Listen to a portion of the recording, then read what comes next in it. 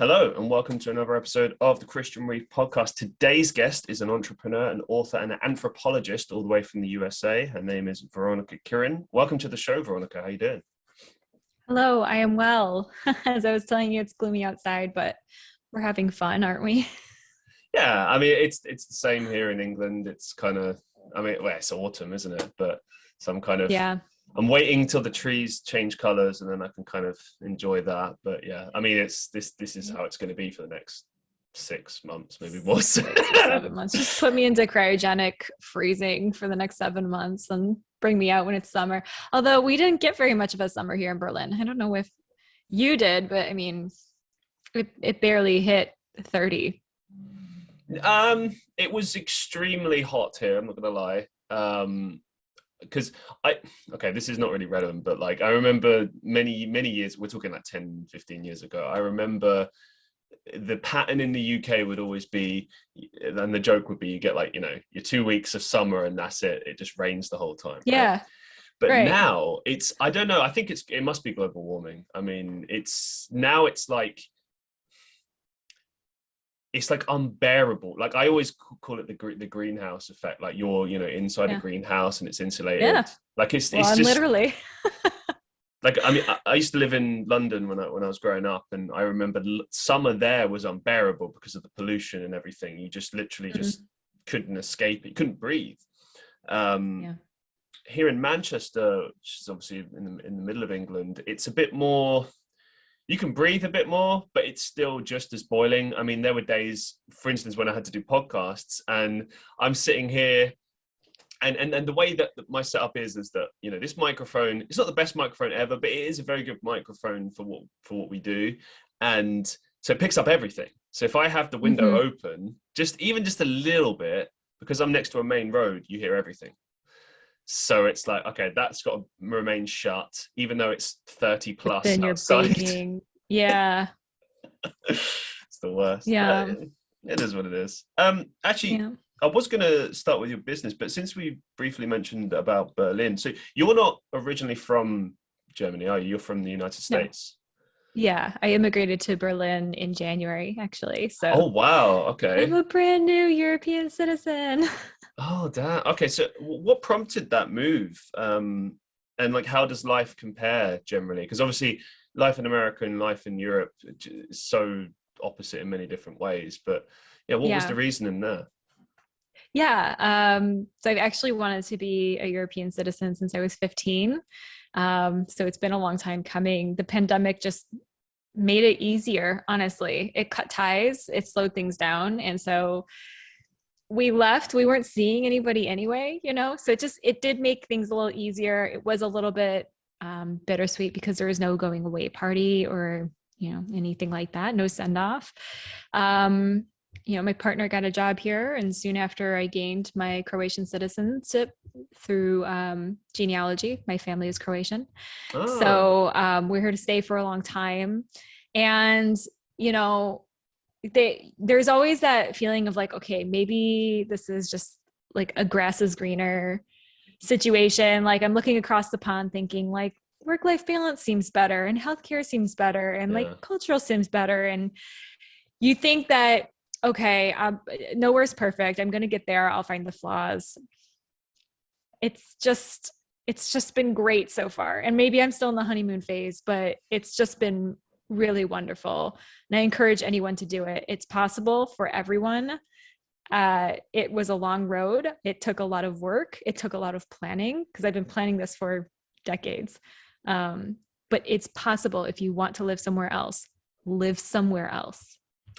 Yeah, I'll just jump on that and agree with that massively myself, because I've lived in Europe myself as well. And I will say a couple of things actually on that. So I lived in a country in Europe called Estonia for 3 years.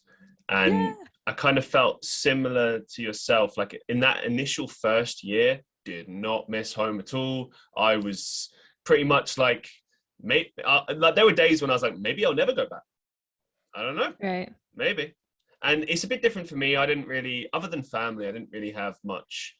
Because the way you always got to look at it is when you move away from your home country, it's like, okay, this is big, because everyone, Mm-hmm. whether they want to admit it or not, they do have that initial tie to where you grow up, unless Yeah, like just everything was terrible and you just want to get as far away from there as possible, which is fair enough. that Everyone has, happens. everyone Yeah. has different circumstances, you never know. Yeah. um for me, it was always just at least get out of my hometown. When I moved to go to university, I at least went somewhere that was away from London, different Yeah. experiences, this, that, and the other. So when the opportunity came to go abroad, I'd already been to this country, as I'm sure you'd already visited Germany before you'd sort of decided to live there. For 2 days. Oh, wow. And my partner had never set foot on mainland Europe. Okay. Well, that's fun. I mean, look, at least at the end of the day, you've got each other.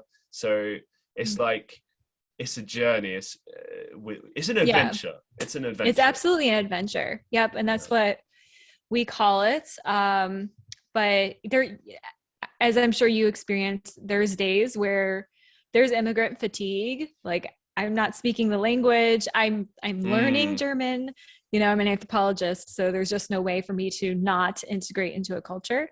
But it's still not there yet. So there's definitely been days where I was trying to get my SIM card activated, and I had selected the wrong thing and didn't know it because I don't speak the language and translators are imperfect. And somebody said, "Oh, just go to the post office because the post office is part of the validation process. They'll do it in person instead." Okay, so I go to the post office and they're like, "We can't help you. This code isn't working," because I had selected the wrong thing and didn't know it.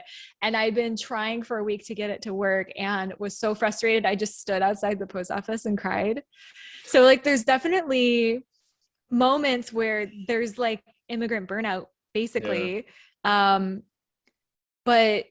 the grand trajectory is a net positive in every single way. It's just been wonderful. We knew one person. I knew one person. My partner knew nobody.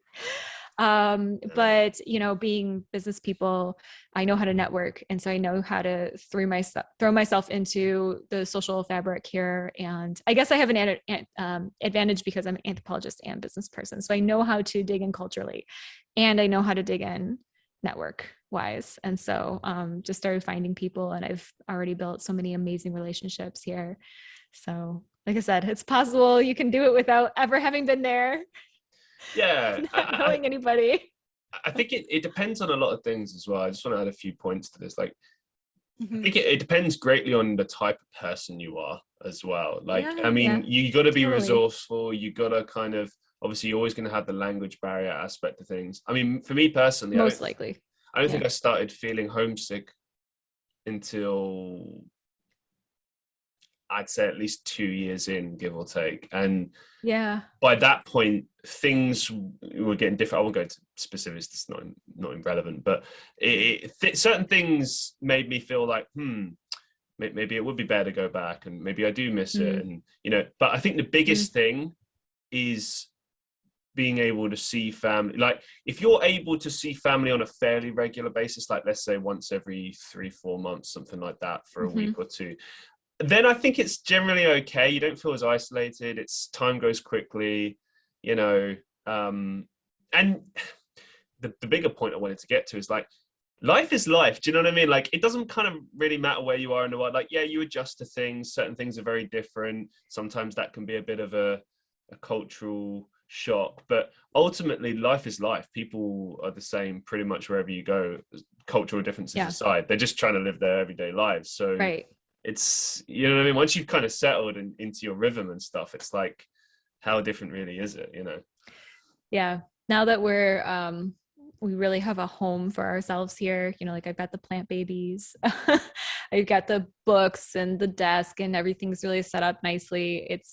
There's some days that I forget that I'm in Germany, except for the windows open differently than in the United States and things like that, just like little things. But you're right. I mean, people are people. Most of humanity is just trying to live their lives, and we're all social creatures. And so connecting on some level, everyone has different ways of connecting, but connections are out there and available to you. It can be trying as an adult. You're not thrust together. So the thing that a lot of people don't realize, like, why is it so much easier to make friends or connect with people when we're younger? It's not necessarily that we're better at it or more open. Actually, I would say that we're like way worse at making friends when we're young because we're terrible at relationships. We don't have the tools yet. But we're thrust together forcibly into a location where you see people every single day. School, right? Yeah. There's only a few places that happens: school, prison, retirement communities, where you're thrown together with people you don't know and forced to mingle. And so familiarity begets likeness, right? As we become familiars with folks, we tend to grow trust with them. So I actually thought I would immigrate as a student to do my master's, because I would be thrust into a group of people who are all unified by the same goal, despite being strangers. And that would be how I socially integrated. That's not obviously what happened. I'm not doing my master's right now or anything like it. But yeah, so there's definitely a bit of extra effort to go out and make a friend. You know, you've seen that person at the same cafe 3 times this week. Say hello. It is difficult. No, I get where you're coming from. I think that's one of the things I miss about university, was just this ability to just, so like, for instance, for us, there was this particular library which was tiny, but it was right in the middle of the campus, and there was different places to study, but I felt like that was the main place to be. Even on like a Saturday night where, like, you know, people were out and stuff, you'd still have people pop to there and speak and socialize, even though it's a library. I don't know, but it's like, my point being that, you know, conversations just happen. You just meet people. It just happens. But like you said, in everyday kind of adult life, you really have to push yourself there. And I feel like it depends where you are. It's because I think to some extent you come up to people in certain scenarios, like settings, I should say, like, you know, coffee shops or whatever. Some people would be very nice and be like, oh great, yeah, I want to have a conversation. Other times people would be like, who are you, get the hell away from me. So I'm working here. Well, yeah. Oh yeah, well, that's a big thing that's changed. I gotta say, I remember I was with a couple of my flatmates recently, and we just wanted to just get like a meal together. But before we did that, we wanted to have a coffee. And in Manchester, there's a lot of cool places to check out, you know, hipster vibes, whatever, if that's still a thing. And thank goodness. Yeah, you know what I mean. Like, and people know exactly what I mean when I say that. So, but I don't know. I'm aged at this point. Like, what's like the next thing? Yeah, it's because like there is these new trends now that to me just look like hipster or well, actually, I mean, that's a whole other conversation there. But I feel like it's at the moment it's 2000s revival. That's what I see from at least the teenage demographic. It's like they're dressing how we used to dress when we were like 10 years old. So it's a bit weird. Yeah, the early aughts.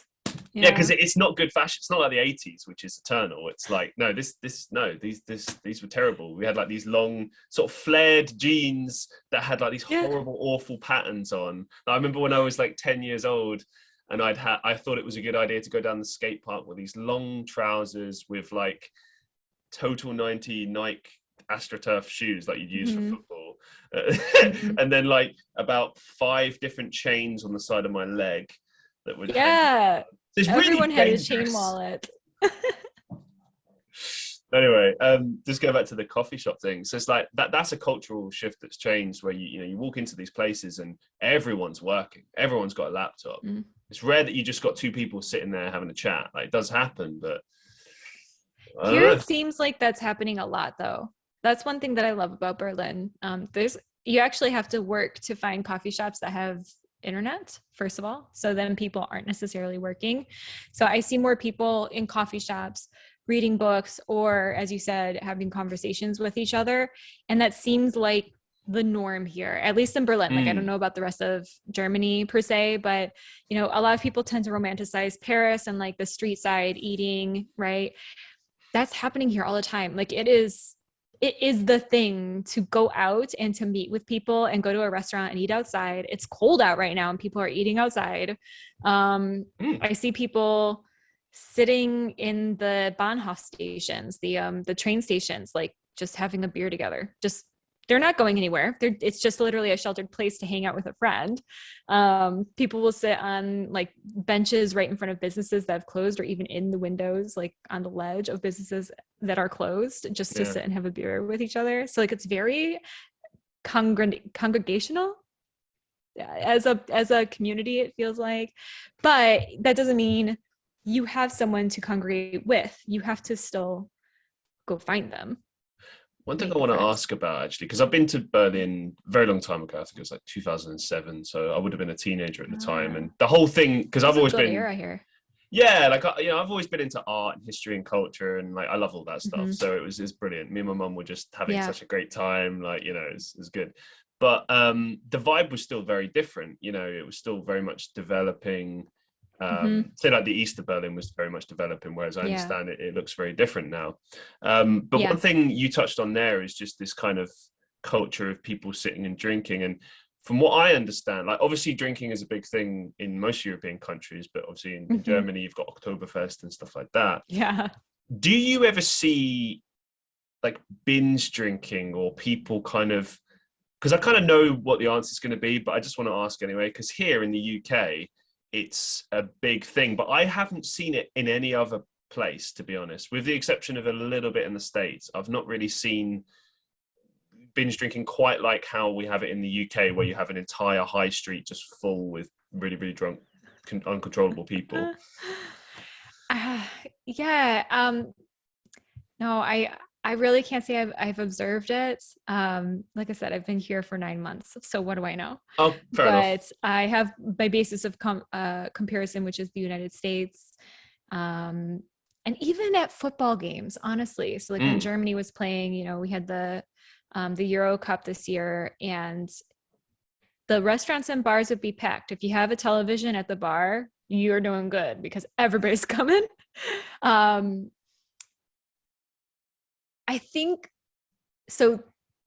I haven't studied German culture as an anthropologist, so this is going to be a hot take as an anthropologist. But I think the history of Germany drives it away from fervor, and so even like it's actually taboo here to fly the German flag, like unless it's a football game, because you're seen as a nationalist, which nationalism begets some big problems. So my guess is the like really big emotional outbursts or displays in public aren't the norm. And actually my friend's boyfriend, who is German, so she's American, he's German, he finds it very hard to make any sort of emotional declaration, even in private.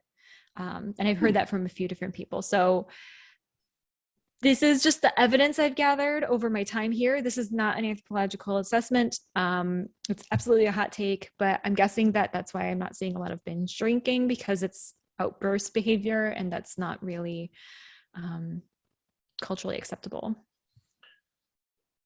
Just based on, your expertise as an anthropologist, what would you surmise is the reason why Germans are a bit more reserved? Because I noticed the same thing when I was living in Estonia. Certain things that I wouldn't say they're acceptable. Okay, I'll give a really good example. So if I'm walking to a restaurant or a pub or bar or something like that in England, chances are it's going to be really loud. It's not like strange to hear people being loud and, unruly and stuff. It's not great. No one likes that because it's obnoxious, but it's not something that's going to like shock you or stop everything. Whereas when you see that when you're in Estonia, it would be like everyone looks and like the conversation just stops, and it's very like, read the room, man. Like kind of just, there's no, do you know what I mean? There's a shunning. It's like it cuts through the calm, and that's something I've noticed in quite a few different European countries. And I just wondered, based on your expertise, like where do you think that comes from, that sort of mentality or that cultural trait? I mean, it could be just generally culturally, like we've been around for a while. There's no need to act like that. I have an inkling, I'm sure at least to some extent, the war and the generational trauma that is here from the war plays a role into that. But for Berlin in particular, there's places for it sort of in the clubs and in the raves, you know? So like, it's not like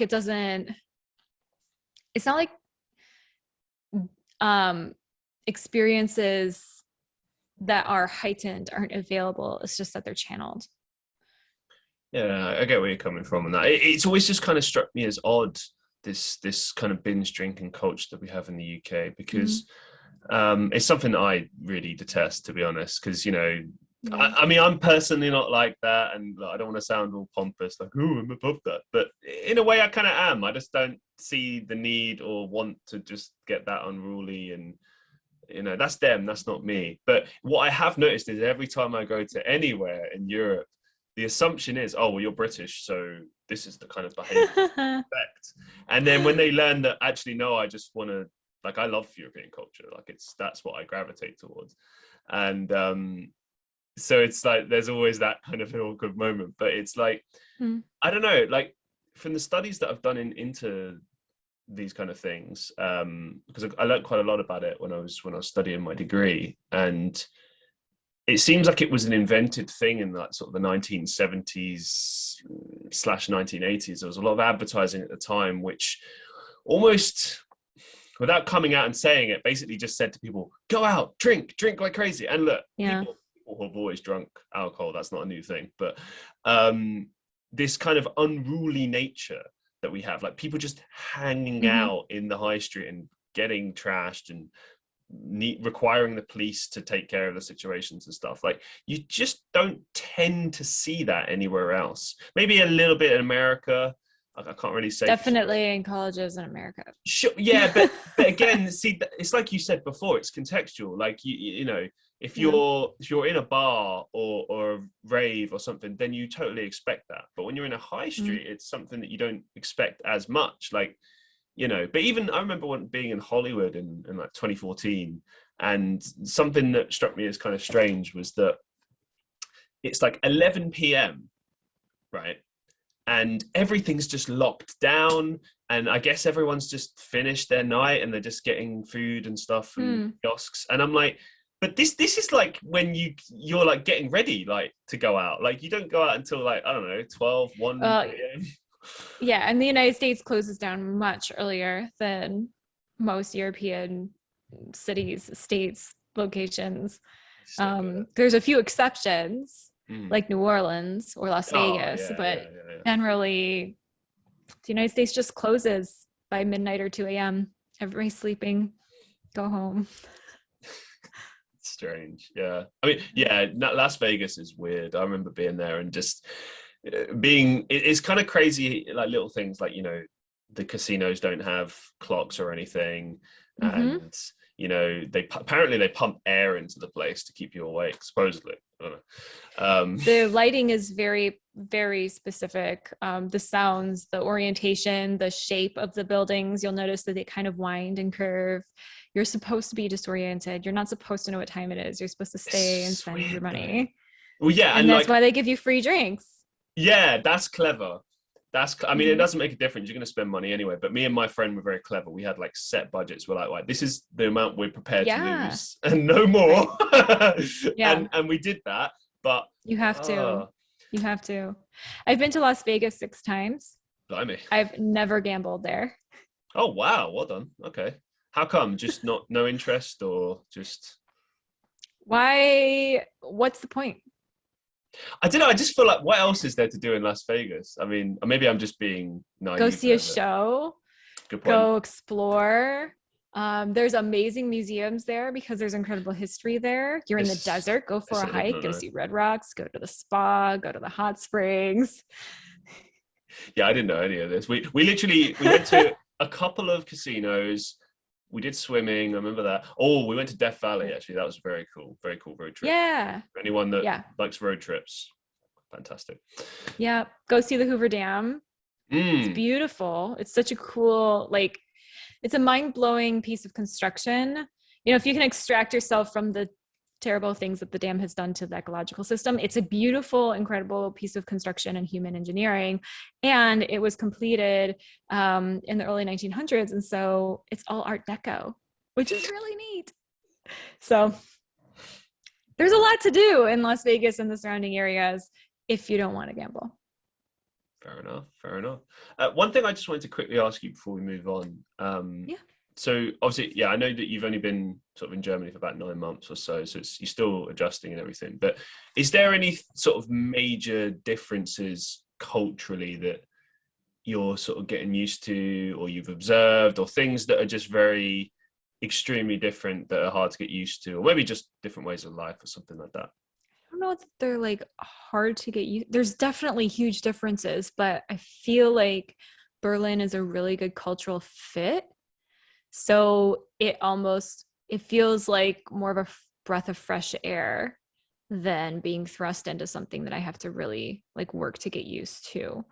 I'm trying to think. I think maybe, people who aren't used to formal versions of language, that's much more structured here. So if you're in Spain or in Latin America, if you're not using the usted form, you're kind of forgiven. Like, it's not polite, but like it's you can get to the to form, the unfamiliar, faster, I would say. And that's so anyone who is your superior, either because they're your professor, they're your doctor, they're an official, a government official, you need to use the Z form. And you don't stop using the Z form until they have told you explicitly, oh, you can just use du with me. And same with last name, first name. So everyone is like Herr or Frau Schneider or whatever. Like you don't transition to using someone's first name until they've told you to. Now that's traditional German. In Berlin, it's way more casual here. But that still kind of exists in the professional regions. So I think it's been a hard adjustment, but it's something to bear in mind. I think also I'm like much more primed to accept cultural differences and to like jump in and adapt to them, because that's my training. So like when I was in Samoa right after the tsunami, and like you're not supposed to point your feet at an elder, you have to sit below your elders.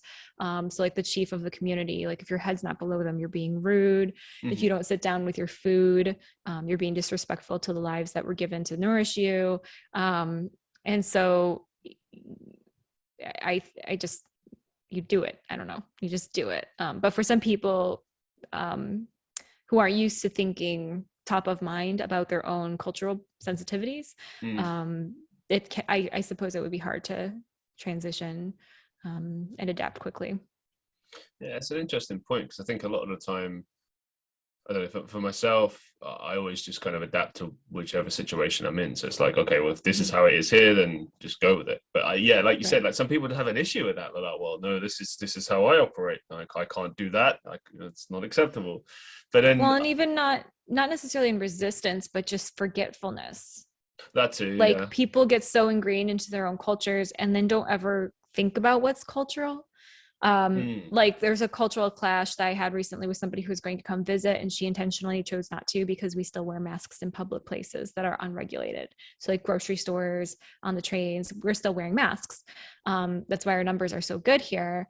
And she didn't want to come just because she didn't want to wear a mask, but she was repulsed by the idea. And to me, this is just normal. It's fine.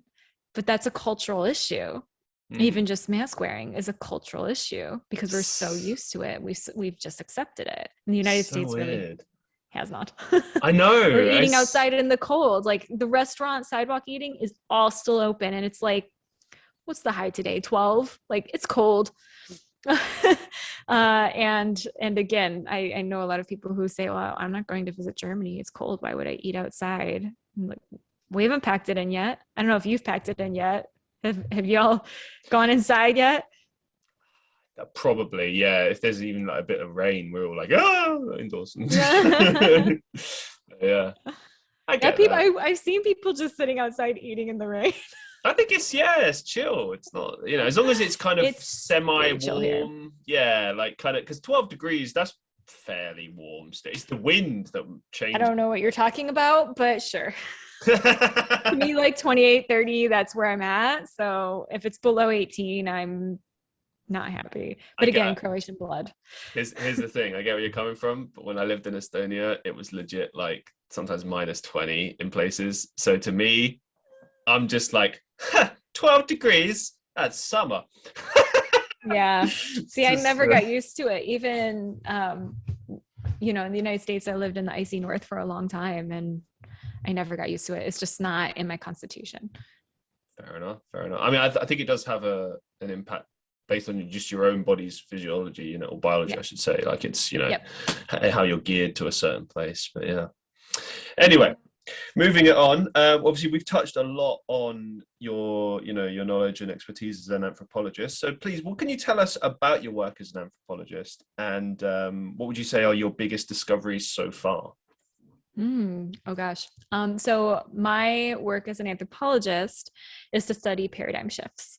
So basically, I operate by the philosophy that books outlive humans. And so the best way to preserve a paradigm shift, cultural shift, change in the zeitgeist, is to record it through story and print it. So behind me, there's 3 maroon books. That's copies of my first book that came out in 2018.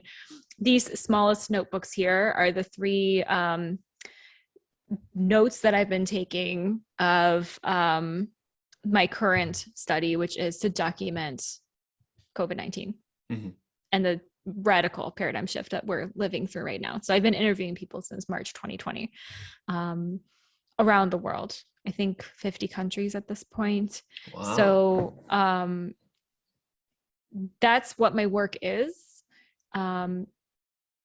Radical discoveries that I've made. My first book was about the high-tech revolution, and it was from an American perspective, but specifically through the eyes of the greatest generation. So people born before 1945 who grew up with crank cars and the first radio in the community. They remember when the houses were electrified and how terrified people were. And so that has this incredible foundation for understanding, like, now I'm using an iPhone and I've lived through that whole shift. What is it like? What does it mean? How have things changed? And I think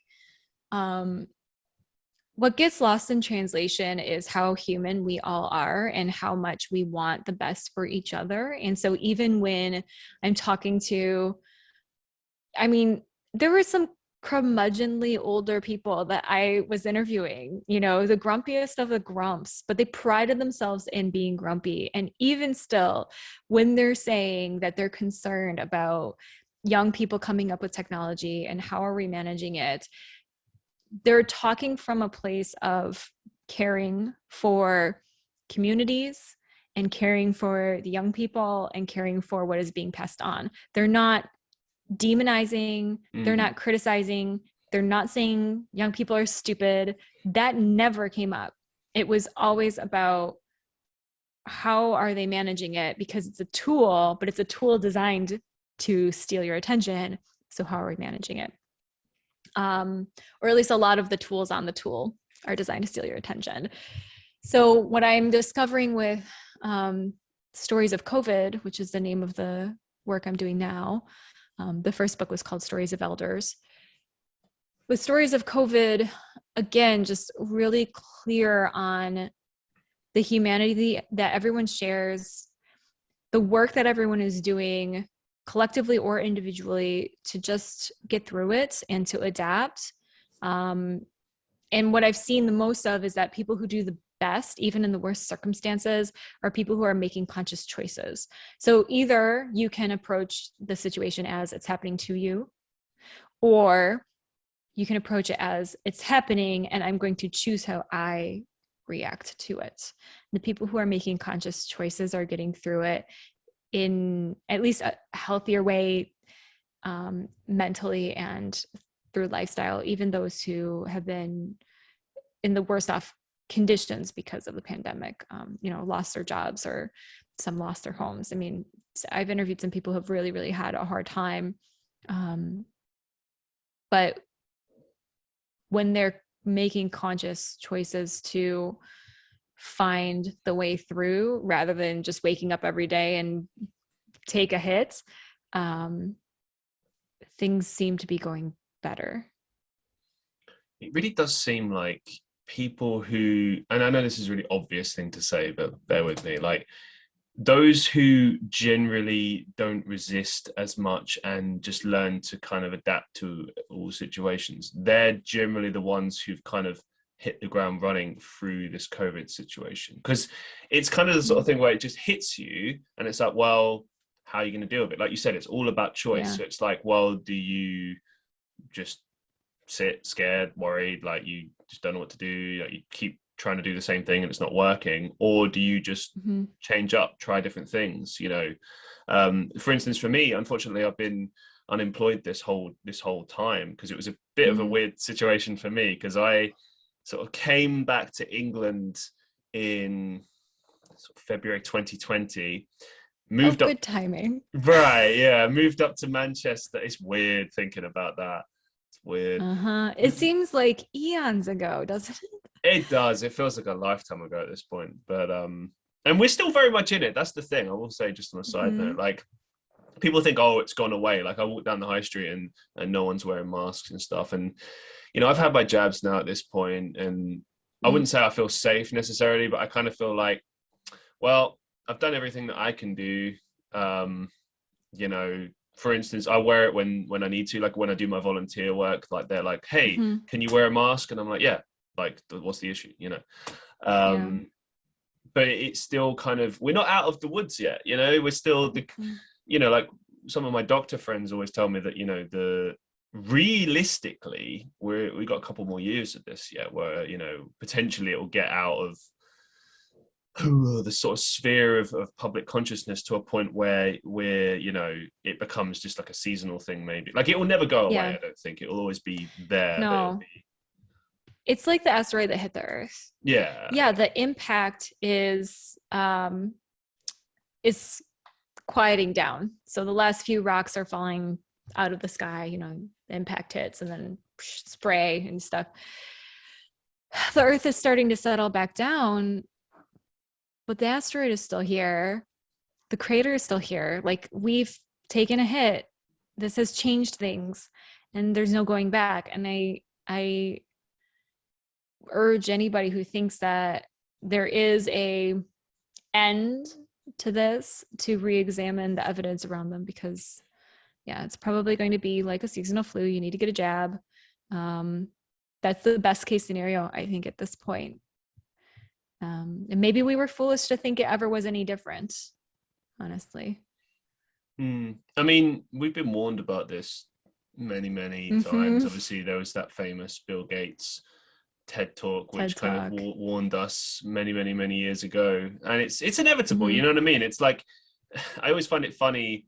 Well, it's not funny, actually, it's really scary, but you know, like every single apocalypse kind of situation movie that you've seen in your life, and it's always the beginning panic that you see, and everyone's like, oh, that's ridiculous, I wouldn't act like that. But that's exactly how everyone acts. I mean, right now in the UK, we've got a fuel shortage, and I don't know, I think it's quieted down a little bit now, but for the past couple of weeks, it's just been people queuing up to petrol stations and just filling loads and loads of gas canisters unnecessarily. You know, they don't need it. And it's like, it wouldn't be a shortage. Yeah, it's like people don't think, like the average person or the majority of people don't think in this logical way. Like, here's us sitting here going, that doesn't make sense, that's not logical, just think. But it's like people don't, they just like, oh my god, panic, just get as much as you can. And it's like, right, like, and it is concerning, because, you know, if we had worse scenarios, like, okay, the zombie apocalypse or something like that, I mean, these movies pretty much tell you exactly how that's going to play out. It's like, it's not even really fiction anymore. It's like, that's pretty much how it's going to go down. People will just lose their minds, and the only people that will survive will be those who can just rationally and logically think their way out of that scenario. Yeah. But I mean, there fight, flight, or freeze is very real for humans. This is yeah, our default mode, right? So whatever one you default to, I default to freeze. It's really annoying. Uh, but that's just the state that your body is going to go into. And when you're in that state, it is hard to think. And so how do you get ahead of yourself? How do you prepare yourself so that if something is happening, you can throttle yourself as needed until you are back in the clear? I heard an analogy not too long ago, maybe a week or two ago, and saying we've had the real life example of how this was all going to go down, how a pandemic would all go down already for the past several decades with climate change. And we've seen how humanity has reacted to that as far as panic and action and doing what needs to be done. And I was like, huh. So not even just in the movies, but real life scenario. This is an interesting analogy this person is drawing, and it really made me think a lot.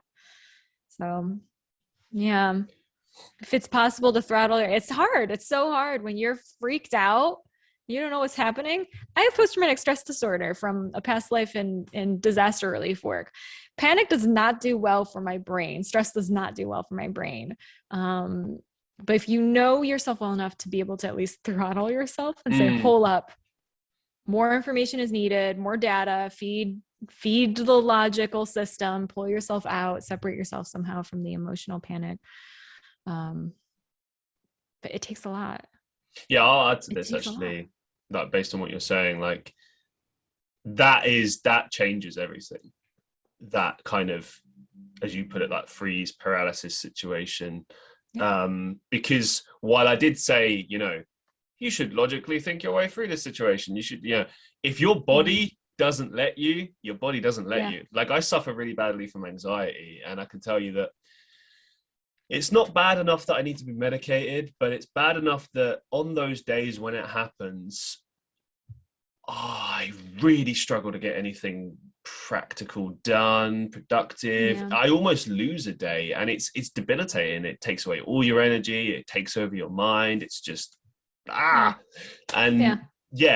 asking someone in that sort of scenario to be like, well, think logically, do this, do that. It's like there's an external threat to my livelihood, to my family, like whatever. I need to go and hedge that bet by getting extra gas. That's that's the limit of the thinking. And when it feels like it's very real and present and attacking your livelihood, your family, you take action. I actually wonder, this is bringing up a really interesting question. Are the people who take action fight mode people? Because flight people would hide. Freeze people like me, I don't take action until I feel like I, have a sense of what's going on. I wonder. I don't think anybody studied this. I don't know. Well, maybe you should study it. I mean, who better? But what I will say on that is, I reckon, I don't know about that, but I think that it's short-termist versus long-termist behavior. That's a short-term response. That's in their minds. It's like, if I buy some gas, then it will be okay for like a week or two. And it's like short-term. It's not thinking. They don't think ahead. Or not, at least not long enough ahead. And like that's the thing, I've worked in so many businesses over the years where I've calmly tried to explain to a manager or a head of department, if you do this, it's going to be an issue in 6 months from now, in a year from now. And they're like, oh no, but we need to do this. And they're worried about like the budgets and like, oh no, we're going to lose because sales dropped this month. And it's like, that's okay. These things happen. Look at the trend overall. Look at where we're heading. Look at these things. And that's the problem. It's short-termists versus long-termists. And I think the greater majority of people are short-termists. They kind of just look at things and they go, oh, I need to react now. And sometimes the best reaction is no action. Sometimes. Depends what it is.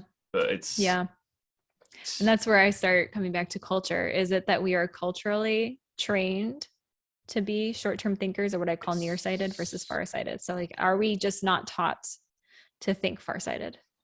And again, that would be a fun study too.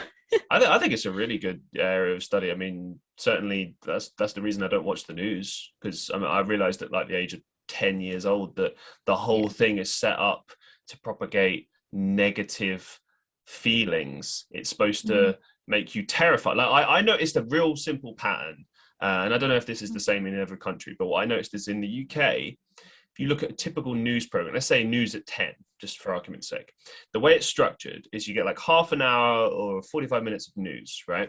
And it's all negative, and it shifts from thing to thing. So maybe it starts with, there were these terrorist attacks in this place, and this is the terrible thing that's happening in the economy. And if they don't have a specific thing that's happening that's negative, then they put a speculative story on something. They go, oh, well, the government said this, so maybe that means that this is going to happen. You know, it's all negative.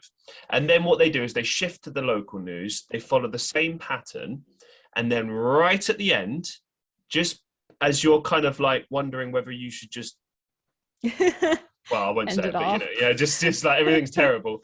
They give you like one insignificant happy story, like, oh, and you know, this person saved a bunch of kittens from a tree today, so everything's okay in the world. So yeah, turns out. But that's seriously, I challenge you. I mean, I don't know if the news has changed now, but I noticed it like I watched the news for like a week when I was a kid, and I noticed that was the pattern. I was like, this is awful. Why would you ever watch this? This is so depressing. And it's done on purpose as well. Yeah. Because that's the thing, like they'll have you believe that there's nothing good ever happens, that everything is terrible. And that's not true. There are loads of good things happening in the world, as many as the bad things. It's just that, you know, we always focus on the bad things, or the media shifts that onto us, I think. Right. Issue, I mean, I work every single day with impact-driven entrepreneurs. So I've steeped my life in what's good that's happening, and how do we accelerate it and replicate it to make it even more impactful. So there's tons of awesome stuff happening, but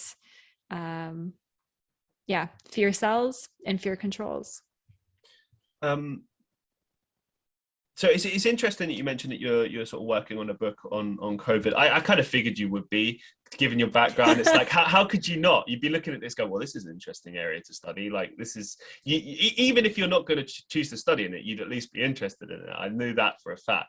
And I'm going to change this question a little bit, but sort of over the past, as you've been doing this study that you're working on, this book that you're working on, what would you say are some of the sort of the key takeaways from the pandemic, as far as like how it's affected our behavior and our cultures? Like what would you say are the sort of the biggest things that have changed, maybe forever, you know? I definitely I can say that the polarizing that was happening, at least in the United States, was amplified because of it. It was taken advantage of by so-called leaders. But there's been a real shift towards the social economy. So supporting local, supporting good movements, supporting community endeavors and initiatives. There's been a huge shift towards technology, but unfortunately it's actually created more disparities, because there's a lot of have-nots when it comes to technology. So my hope is that that's drawing attention to some of the issues that we have and expanding them. I think a lot of people have also, well, we're actually quite seeing it in the United States, a little bit here in Europe, definitely in the UK, that some people, some jobs, some, levels of industry were not supported and given giving even sort of value, let alone equal pay or a living wage. And people have left those jobs at the start because there was a stipend, so they could, and went and found something else that is safer because now I can work from home because technology has become even more the norm in work. And so now we have issues with hiring because nobody wants to go back to a job where you're not valued, where you don't get healthcare, where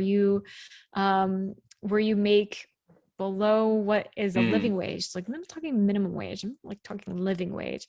And so I think we're kind of seeing yet another wave to the pandemic, but not because of the, like, not a viral wave, but a social wave of there's yet another domino that is falling right now.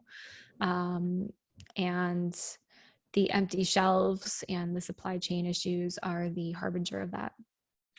So you sort of touched on a few things there that might happen or are happening now, but do you have any kind of predictions based on what's happening now for what might change in the future based on what's happening now, specifically regarding like attitudes, behaviors, culture in general? You know, what's funny,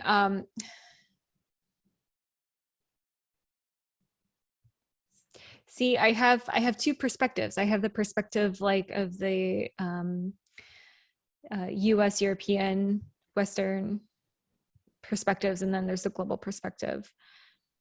I think really everything is about to come to a head socially. Yeah, the polarizing and the infighting within certain countries needs a hard stop, and sometimes there's no way to stop it until there's something big that happens. But there's other things happening for other countries that are also evolving the narrative and evolving ways of life because of the pandemic. And my opinion is that world governments have their work seriously cut out for them because of the social shifts that have happened. Usually these types of shifts, paradigm shifts, these tend to happen over decades. And we just accelerated the changes that were happening in all ways very fast. And so if I were in government right now, I would feel like I was running a marathon. And trying to keep up with everything that was shifting, from housing to work requirements and safety, and like what do you need for work safety from working from home? Like, what are those regulations look like? And what do we do about supply chain? What do we do about industries that don't want to come back? Because it's not an industry is humans again. An economy is humans. So we talk about these things like stimulate the economy. What you're asking us to do is to make a cultural shift. There's just a lot that has come to a head because of all of this. And if I were a government official, I would feel like, oh, I've got some kind of work ahead of me. I can't speak for other countries, but I have to say that this government that we have in right now puzzles me with regards to that, because I've heard them say that before, like, oh, we're doing our best to to stimulate the economy, we're doing this because COVID has affected us in a bad way, and it's meant, and look, they're not lying in the sense that COVID did hit us badly. We made the decision, just like America, to shut down everything, and that hit us in a big way. So it's understandable that they're going to make certain changes and stuff, but they've opted to raise taxes and cut benefits at a time when it's like, maybe that's not the best time to do that right away when we're still in the thick. Don't get me wrong, that you have to do something in order to kind of get to where you need to go. Okay, if the goal is I need to stimulate the economy, get us in a better position, then it's going to mean there's certain things you have to do, certain sacrifices you have to make. But like, that to me, if your goal is to stimulate, what does that mean? Stimulate the economy means people buying and selling more, essentially. You're like asking for a behavioral change. Yeah, it's like, and I want to also put in at that point, what economy? What economy is the government trying to stimulate? because there are many economies that humans participate in, many. Sure, yeah. But the government has a very particular interest in one or two of those economies. And so the government panics while humanity is making a shift, because it's not controlled and regulated changes. So the thing that I don't get is, if you want people to buy and sell more, then how are they going to do that if you're taking away their money? It's like, well, I have less. So if I have less, and costs are going up because inflation's going up, so it's like things are more expensive. I have less money. Well, I'm less likely to spend, which means the economy suffers even more. So it's like, it's so illogical. Like, I get. It's interesting from the government standpoint, though, because if you know, in the United States, at least, they printed money basically in order to stimulate the economy and basically like save people, whether or not it was enough. So, okay. But then how do you balance that? You know, so like, again, like financial business plan, I don't think the government works on a very good business plan, but okay. So if you have a business plan and you need to balance your profits and loss, and you've just spent a lot, you're hoping to recoup that in some way. So raising taxes would actually be the logical step for balancing. I'm not saying this is good for people, and the government is meant to serve the people, but it is an interesting, I'm just going all the way around the block, you know, like, why take one angle?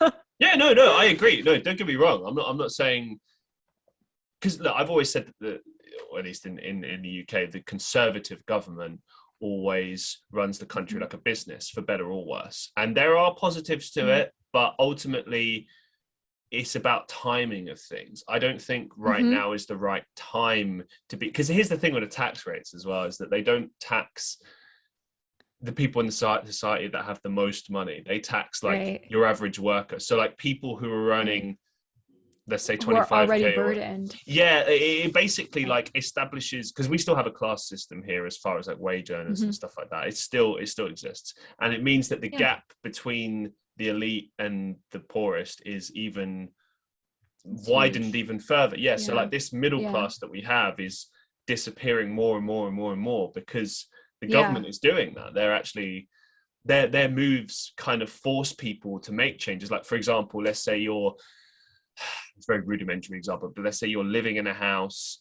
and you've got 2 kids and cars and stuff, you know, it'll be things like, well, I guess we have to sell our cars. I guess we have to remortgage the house. Oh, I guess we're going to have to tighten our belts and have less, you know. Yeah, I did it when I was growing up.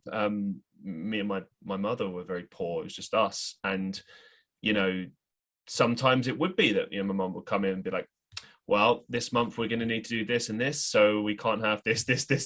And I was like, yeah, okay, fine. Like, if that's what we got to do to survive, that's what we've got to do. But it's much harder when you're making that decision for like a bunch of people. Because I was just a kid, you know, I was easy to please. It was just my mum. We got by. It was fine. But when you got a whole group of people to consider, it's so much harder. It's not just numbers. And I think that's, you know, like, so it's easy to say, oh, just run the government like a business, but the business is that the numbers are human beings who have very diverse wants and needs. And I think, just like you're saying, like, you can't just pull the rug out. But yeah, we have quite tangented, haven't we? Yes, I apologize. It's just very easy to talk to you about this, and this is a topic that I'm fascinated by as well. I do have one question before we get on to sort of your business endeavors. I do have a fan question, because there's listeners of the show, so thank you for this question that's sent in. This is kind of a generic kind of question about anthropology, but what would you say are the most common things you observe in everyday life that have a direct link to evolution? Wow. I mean, social interaction. Sure. We're talking about making friends. We're talking about building relationships, and that innate drive. We know that humans die emotionally, spiritually, physically without human connection. We know this from some pretty radical experiments that have been done with babies and children way back in the day. We know that from other atrocities. We know that from watching statistics and the isolation that happened during the pandemic and the suicide rate. Right. So the very fabric of our society is based on our evolutionary need for human connection. We partner so very interesting to talk about domestic setup and management, because we like to argue that certain ways are evolutionary, which is not entirely true. It's actually cultural.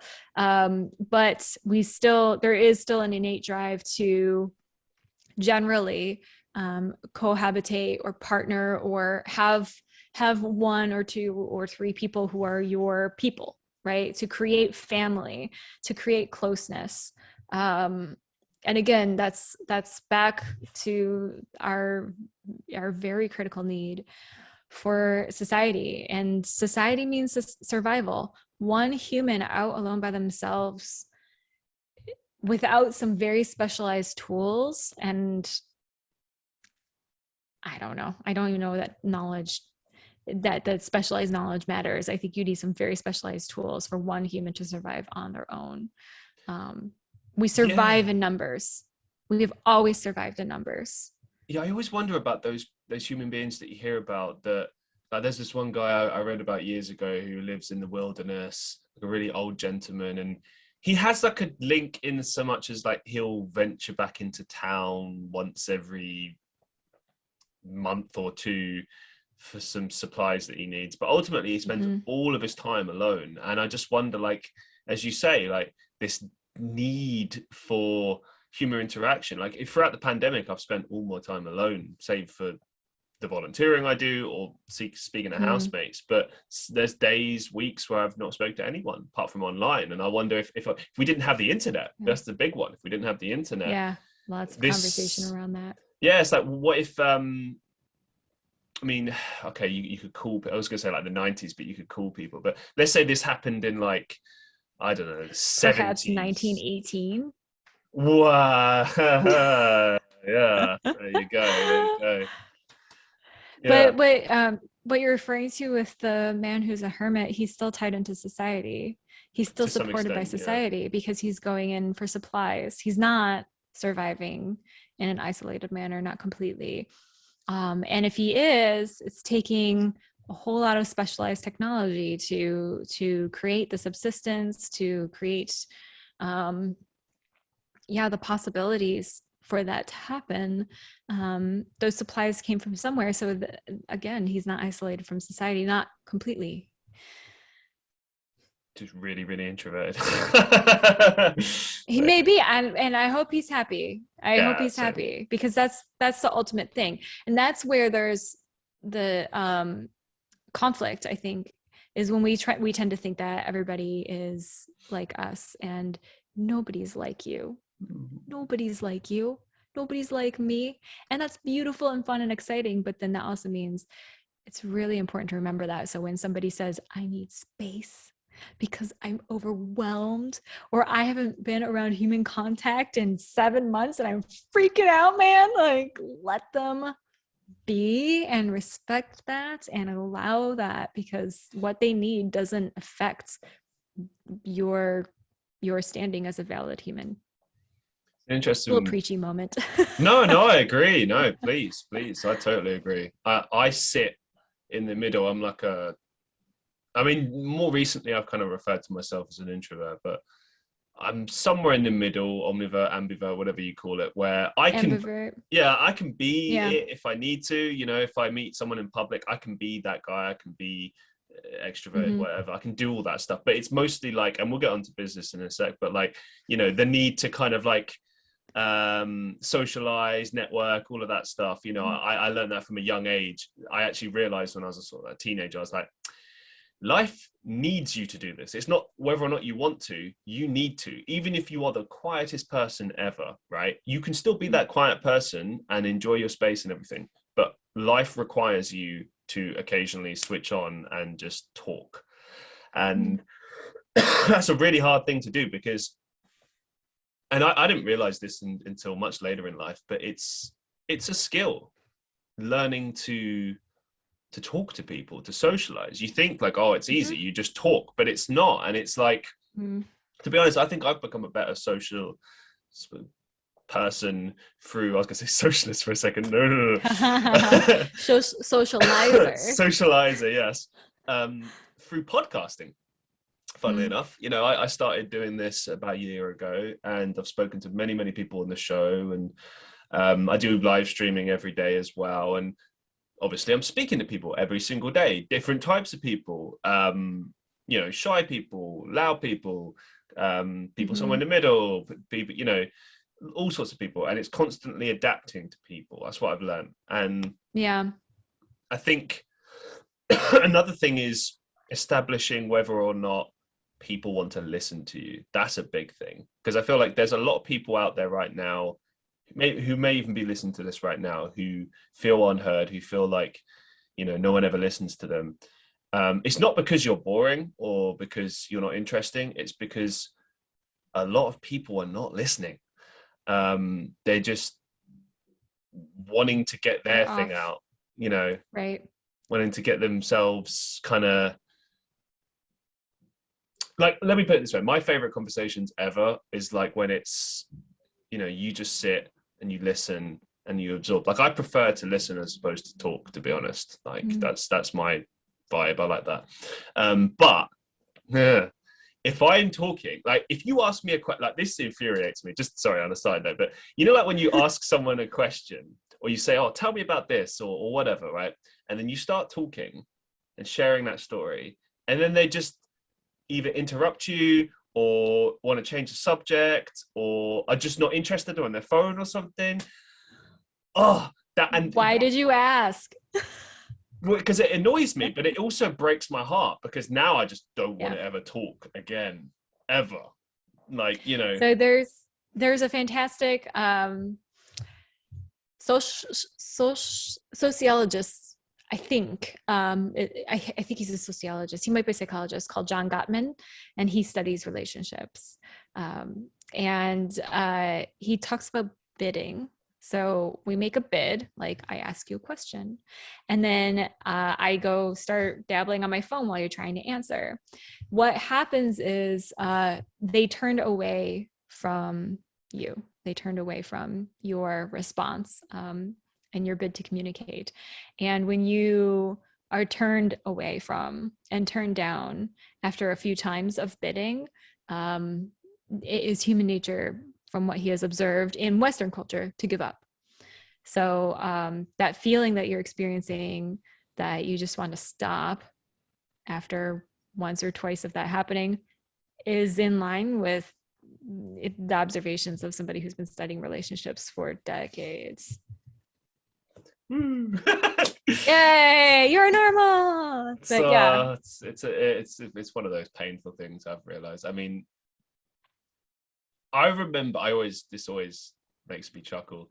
When I was growing up, I was really extroverted and, you know, out there, and, you know, I was shy, but, you know, I just put myself out there. You know, I think from the age of 11 onwards, I was always quite a extroverted kid.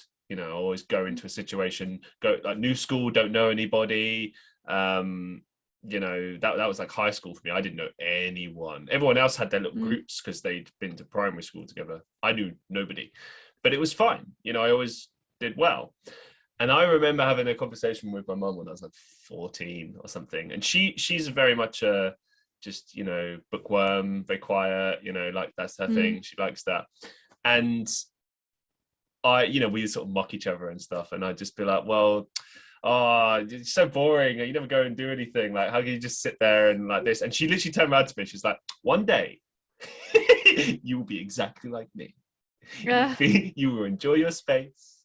You'll want to be on your own, and you won't want to go out or do anything or any of this stuff. And I was like, that'll never happen. And here I am, 28 years old. And some days, you know, I genuinely get offers to go out, or you know, there's something planned, and you get that anxiety. You're like, oh, just stay in. I'll stay at home. Yeah, it's better. Yeah, you got to recharge the batteries. Yeah, it's funny. Like even something like this, like a podcast, you're talking for an hour, 2 hours, whatever. It's like afterwards, you feel drained. I mean, I suppose it does Mm-hmm. depend on who you're talking to and stuff, But I feel like the worst time for me in a conversation is when you're talking to someone who is either debating you or Mm. but like kind of unsolicited style. So like They've you got you did, on your toes. yeah, like you didn't ask for this. You're just no, Mm-hmm. they're just at you with something, and they just won't let it go. And you're like, please stop. I'm not interested. Please, just Yeah. because that is very intrusive. Like that's almost as bad as when people expect you to talk in any situation. Like, Yeah. oh, you can't be antisocial. You can't be this. You can't be that. And it's like this expectation placed upon you. Like you just have to sit and listen. Because if you don't, or you're rude, and it's like. Here, a bit of advice for everyone out there listening. It's not rude to just be like, I'm sorry, I'm not interested. Like, Yeah. we don't get a lot of time on this planet.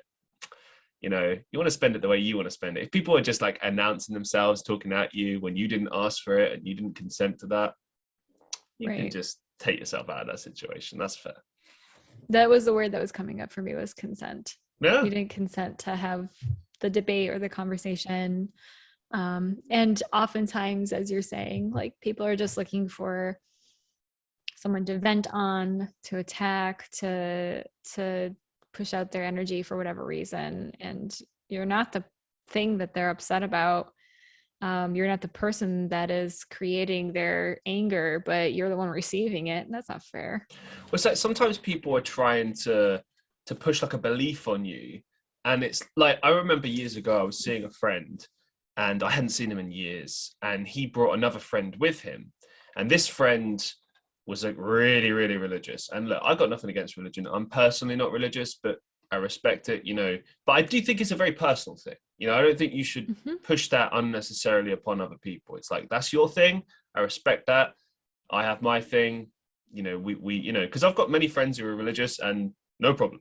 So I know for a Yeah. fact that it's about respecting people's lives and stuff. Mm-hmm. Anyway, I'm just trying to see my friend and talk to him, but every 5 minutes it's this guy just going, oh, but in the book it says this and it says that, and how could you possibly refute this? And I was like, I remember just Mm. debating this guy for like an hour, and then it just got to the point where I just said, like, I don't care.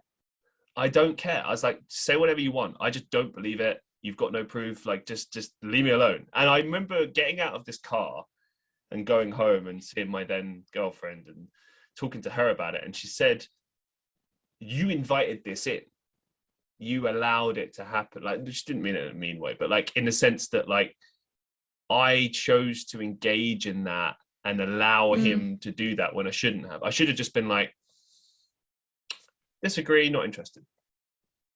And just kept repeating until he stopped. Mm. But Mm. doing that is difficult too. Being able to have the strength to just keep saying no is really hard. Like that's Yeah. We're not really given those tools. yeah.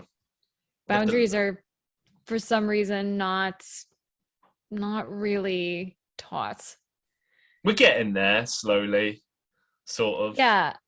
I think that we're in a transitional period, because technology allows us to have conversations where we might not otherwise be exposed to the information. I think my childhood and younger years would have been a lot better had I had the access that I have today. But yeah, it's, as you said, it's changing things. Well, speaking of changing things, let's change up the conversation and talk about your work as an entrepreneur. So you teach small business leaders how to scale their work and improve their business processes. Tell us how you got started in this area, and what would you say are your biggest sort of successes with this particular business? So I got started as an entrepreneur, sort of by force, I guess. Okay. I was working for a marketing firm that did SEO and content development, and saw the writing on the wall. We'd been bought out by somebody who didn't really know what they were doing. Oh no. I was the director and had been paid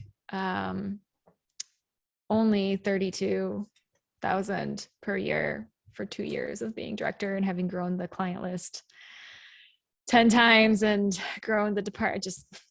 It was just not a good situation, but I was young and I didn't know better. It was like the devil, lessons learned, never going back to corporate. So I knew it was coming, and I knew I had skills from that job. So I started exercising those skills to build websites, because I'd been in so many websites in order to manage my clients, manage their clients, I guess. And so started doing that for a couple months and just started bartering. Basically, I was like, okay, first thing I need is a portfolio. I don't have a portfolio, and I'm not going to ask somebody to pay me when I don't have a portfolio. So I'm going to build a portfolio. So I made a few just like dummy sites and then bartered a little bit. I actually got some like really amazing things from people who, gave me the works of their own creation in exchange for a website. And so I got laid off in December of 2012. So did my dad and brother. It was a great Christmas. And Damn. we all lost our jobs. My mom was the only breadwinner. And so it was just kind of like, okay, this is it. I can't say no. I don't want to start applying for other jobs. I don't want this anymore. This was awful. I don't like somebody who I don't respect owning my livelihood, right? Yeah. And such an abysmal livelihood it was even. And I was just like, this is not a good situation. So that was the start of my tech company. And I ran that for 5.5 years before I sold it in 2018, right before I published my first book. So kind of clearing the plate and getting ready. And I scaled that company. So what I discovered, and why I'm so passionate about small business scaling, is that small businesses just aren't given the tools. There's some kind of community initiatives in every city that help small businesses get started, but there's nothing about scaling. Contrast that to startups who have incubators and accelerators and angels and venture capitalists and just piles and piles and piles of support. And from day one, it's all about scaling. And so what happened was I was burnt out. I was working my bum off because everyone says you got to do the hustle. You just got to work it off. I just want to interject. So you worked 70 hours a week. Is that right? Gee whiz. Okay. I was not okay. Did you? Was it like you sort of realize? Because I've been there. I've worked 70-hour weeks as well, and it's you realize afterwards. So the concept and the rhetoric in the business community is you have to hustle, and that's true for a sprint. A hustle is a sprint. Yeah. A hustle isn't a 3-year marathon. You can't do that to yourself. Nobody wants that. Your parents don't want that. Your friends don't want that. Your clients don't want that. You don't want that. I'd become an entrepreneur to become more free. But what I'd done, because I didn't know how to scale, was create another job for myself where I was making not enough money again and doing enormous amounts of work. I had shaped my life into the shape that my former employer had given me because that's what I'd known. Oh, okay. So it was that moment where I had to decide, do I give it all up, or do I, hell or high water, figure out what to do? Because I know that there are companies that are out there that are successful without this level of pain. So what was the thing that kind of decided that then? Like, what was the light bulb moment where you sort of made the switch and tried doing things differently? I couldn't go back to corporate life. It wasn't in me. I would make an awful employee. Having tasted the freedom of entrepreneurship, even though it wasn't very sweet at that point, I could not go back. So I had a sort of a mentor at the time, and I met with him, and I just got honest and was like, this isn't working. I'm miserable. I don't know what to do. And explained the situation. And he introduced the concept of scaling to me. And it was like, just like no one had said that to me. I don't know. So once you know a word, you know a concept, you can look for it. You can search for the toolkit in order to do it. And that's what got me to, as you know, 10 hours a week when I sold the company. So this current project is called the Empire Builders Academy. Is that correct? Yeah. So Empire Builder Coaching. I'm currently sorry. a coach and consultant to what I call empire builders. So people who have massive visions for the world, are impact driven, have multiple offerings. So it might be that they have a product, they also have a book, they also have a podcast, they have all these things that they're trying to put out there.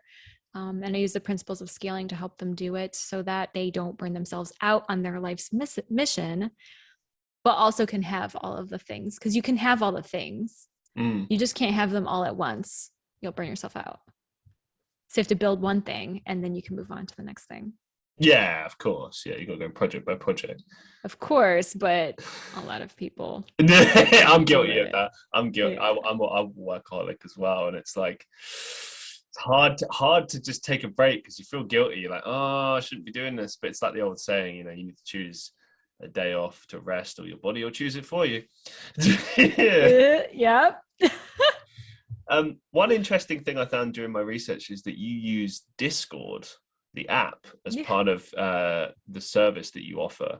Now, this is kind of unique because generally Discord is, for those who don't know, Discord is an app that's typically used, or originally was just used as like a gamer chat for people playing on Xbox, PlayStation, whatever.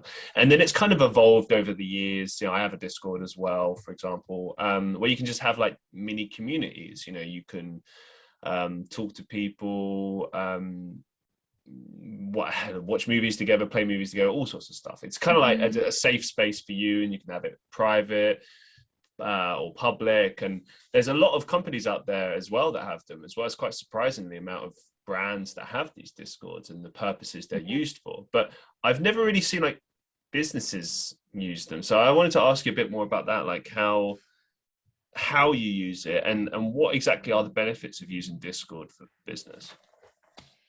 So I was doing what a lot of business owners do in my field, and that was just have a Facebook group, and it felt incredibly limiting. And I was feeding the Facebook monster. And to me, if I'm a leader for impact-driven entrepreneurs, Facebook is the antithesis of those values, in my opinion.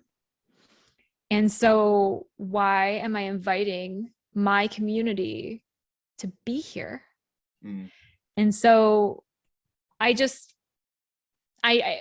was uncomfortable for a long time. It was about a year and a half of thinking when I was like, I think I need to leave Facebook. I don't want this. As the nexus for my work. I'm still on Facebook because I am abroad. It is a way to stay in touch with people, but I rarely post. And I liked Discord because it was created with community in mind. It was created for connection and for ease of communication. And it's not a monster, at least not yet. The gamer community, the people who use Discord and for who it was built are not the evil corporations. And that phrase, evil corporation, it bothers me a little bit because I own a corporation. By being a business owner, you either own a limited liability corporation, you own a C corporation, you own a benefit corporation, you own a nonprofit corporation. It's a corporation. So there's like this awful bleed over of like what a business can and cannot be in order to be not evil. And it's about what anyway, you're doing, that rhetoric bothers me and blurs the lines a little bit, but Discord is not that.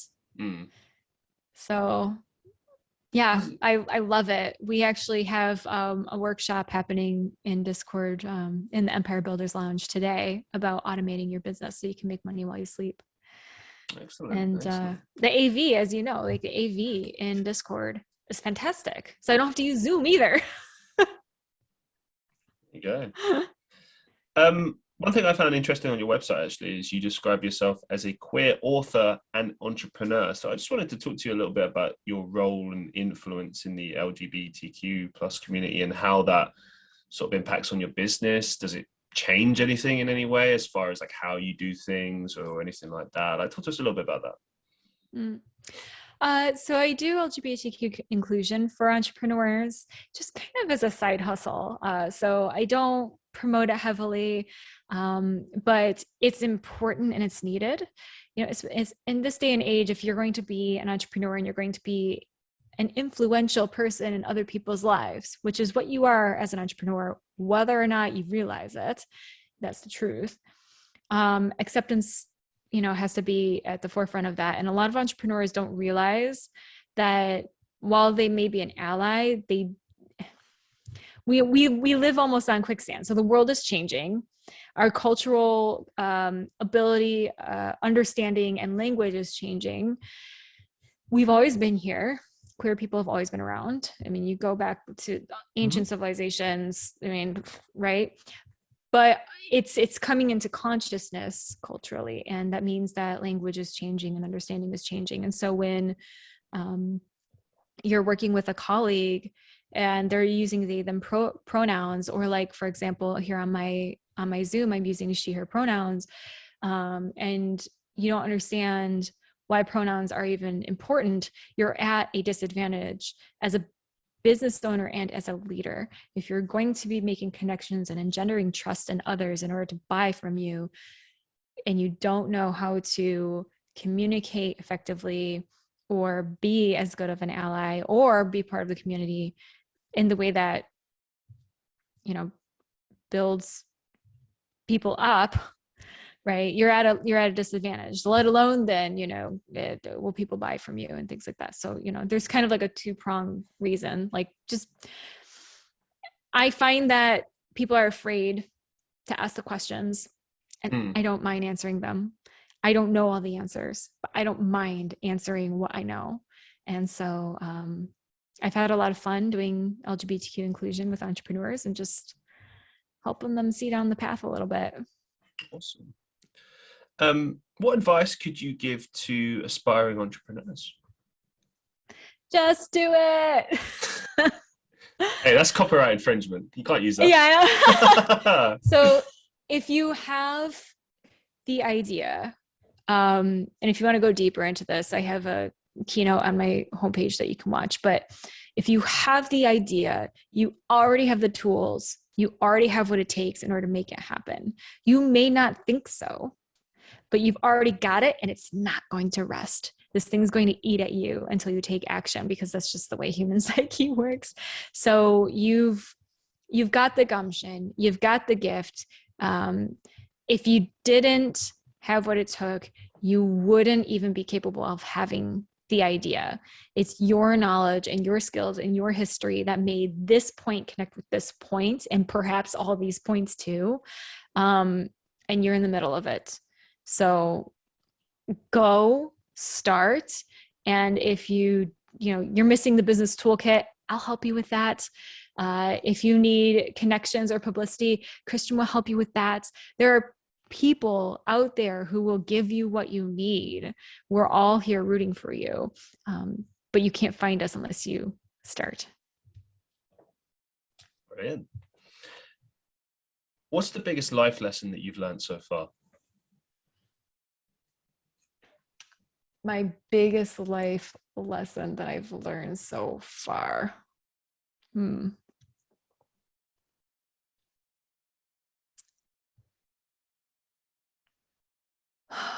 Geez. Yeah. I love this question. This is a great question. And there's a lot of lessons I've learned, so many of them. I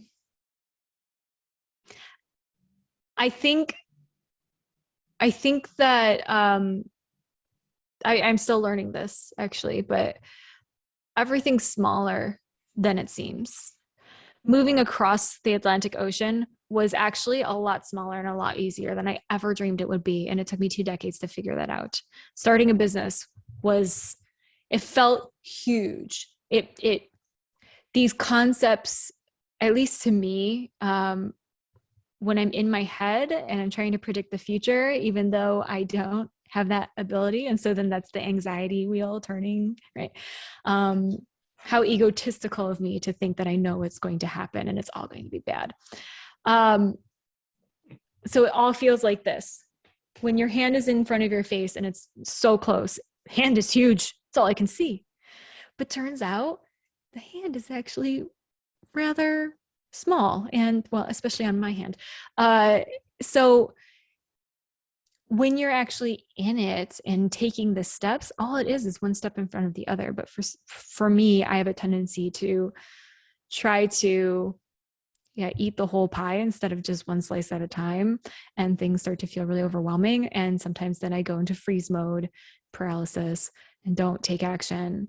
And so I think that, the message for others is the same, that whatever it feels like is super huge. You're going to live for 70 to 100 years. How big can it be? Just take action and do it. It's going to be okay. And there's tons of people. Remember, we're a societal oriented being. Tons of people who are willing and excited to help you along the way. Brilliant. Thanks for sharing. As we draw things to a close for today, do you have any upcoming projects or some final thoughts that you'd like to leave our listeners with? So if you're an entrepreneur and you are wondering what, if you're just like on the hamster wheel and you don't, I been there. I created a guide to demystify the 3 pillars of business scaling that I created when I was scaling my last company. And this is what I use with my clients to great success today. Because nobody's giving you the tools as a small business owner. So this is from a small business perspective. It's a free guide on my website. Just go to my homepage and download it. And it'll start giving you a sense of orientation for what to do next, because that's, again, action paralysis, right?